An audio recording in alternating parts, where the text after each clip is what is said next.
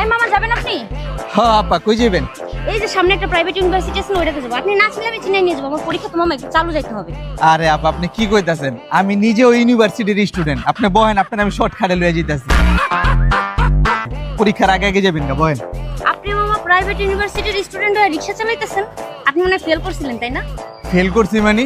Pass করছি আপা, pass কইরাও এখন রিক্সা চালাই, সবই কপাল। পাস কইরাও রিক্সা চালান, তাইলে কি আপনি থার্ড ক্লাস পায় পাস করছেন, তাই না মামা? থার্ড ক্লাস মানে ফার্স্ট ক্লাস ফার্স্ট।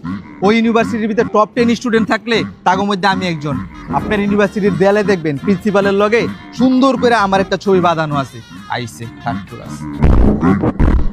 ও মামা, বুঝতে পারছি, রিক্সা চালান মনে হয় আপনার পারিবারিক ব্যবসা, তাই না? আপনি মনে হয় পাস করে চাকরি বাকরির জন্য অ্যাপ্লাই করেন নাই। আপনি এটা কি কইলেন আপা? বর্তমান যুগে পড়ালেখা করে চাকরি হয়? 2 বছরে আমি না হলো 40 জোড়া জুতা খুয়াইছি আপা। প্রতি মাসে 2টা করে জুতা খোয়া গেত, আমি আর চাকরি পাইতাম না। এখন বাধ্য হয়ে রিক্সা চালাই। ফার্স্ট ক্লাস পায় মামা আপনার এই অবস্থা, আমি আর পরীক্ষা দিয়ে কি করব? আমার এমনিতেই প্রত্যেক সেমিস্টারে মামা একটা দুইটা রিটেক থাকে। ফাইনাল আমি প্রিপারেশন অনেক ভালো নিচ্ছি, টাইনা সেকেন্ড ক্লাস পাইলেও পাইতে পারি। অনেক সন্দেহ মামা। পরীক্ষা আমি দিমু না, বাসায় গিয়ে টিকটক করে গিয়ে এটাই কাজে দিব। থাকেন আপনার জায়গা।